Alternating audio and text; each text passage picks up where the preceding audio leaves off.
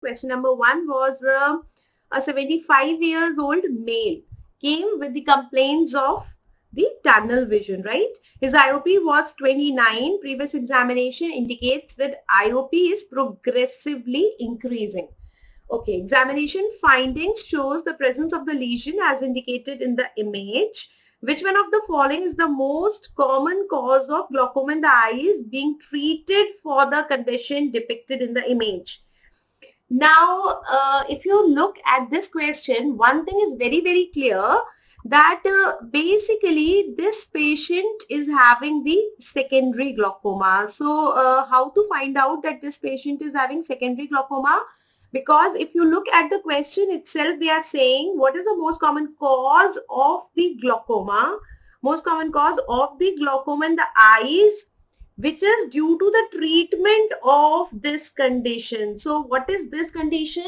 And the treatment of that condition is actually leading to the glaucoma. So it's a secondary glaucoma. You have to think something where there is a condition for which a treatment is given, and the treatment is actually leading to this glaucoma, right? So look at the image. So what is this? This is what you called as the malignant melanoma, right? So this is the malignant melanoma, and we know that malignant melanoma is quite common in the uveal tract, right? Now, what are the things that you have in the uveal tract? In the uveal tract, we have the iris, then we have the ciliary body, and then we have the choroid, right? Now, if I talk about the glaucoma, so glaucoma is more common in cases of the melanoma of the iris and ciliary body. Okay, now let us first discuss why do we have glaucoma in this malignant melanoma. So it is very similar to that of your retinoblastoma also. What are the 4 stages that we can have? We can have 4 stages. So first stage is the quiescent stage, which is the quiet stage or the asymptomatic stage. Then second is the glaucomatous stage, glaucomatous, which we will be talking about. Then we will be having the local spread. Local spread is there. And finally, we will have the 4th one. This will be the distant spread. Local spread, distant spread, right? So even in the cases of the stages, we can have the 4 stages. So this 4th stage is actually the glaucomatous stage.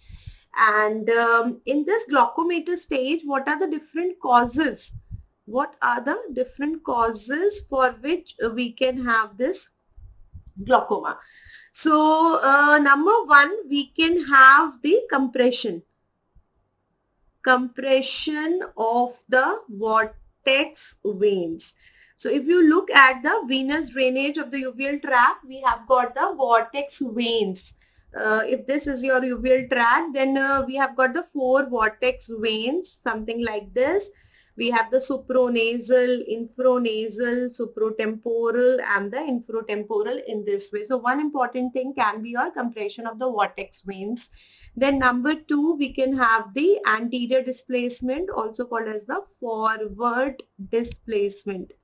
We can have the forward displacement of the iris lens diaphragm. Forward displacement of the iris lens diaphragm could be there. Number 3, we can also have the ERD.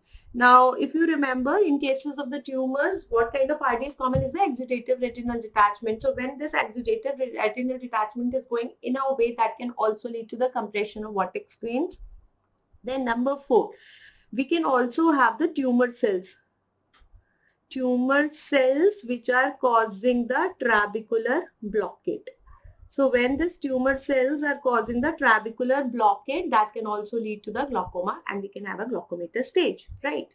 Now they are saying that we are giving some treatment, and then treatment is actually leading to this. So what can be there? So you know, this is a malignant melanoma. So treatment that we can do the local resection. That could be there when we are just causing the local resection, or we are causing the tumor destruction. We can cause the tumor destruction. Now this tumor destruction could be done by the diathermy, or we can do the laser photocoagulation. That can also be done. Laser photocoagulation could be there, right? Then what else we can do? We can go for the larger tumors. We can go for the enucleation. Then we can also do the chemotherapy as well as the radiation therapy, right? Radiation therapy. So these are the different treatment modalities that we can do. Now, which of these treatment modalities can lead to the glaucoma? So it is this radiation therapy. When you are giving the radiation therapy, what is happening? This radiation therapy will cause the ischemia, and due to this ischemia, we can have the neovascularization. And this neovascularization will lead to the neovascular glaucoma.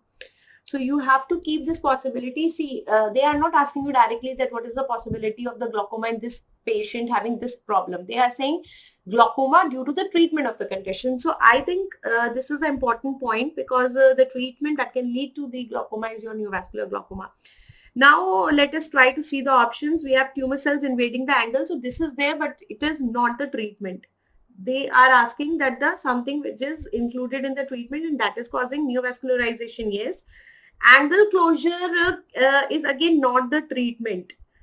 Basically, it is the forward displacement of the iris lens diaphragm, which will be caused by the tumor itself and not the treatment. And uveitis, again, not the treatment. Uveitis can cause the glaucoma in this case, because these are the tumors which are presenting as the pseudo-uveitis.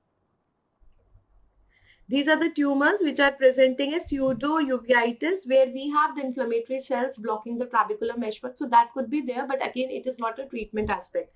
So as far as the question is concerned, the best answer will be on neovascularization. So I think now you are clear. When the tumor itself is causing the glaucoma, what would be the answer? And when the treatment is causing the glaucoma, then what would be the answer, right?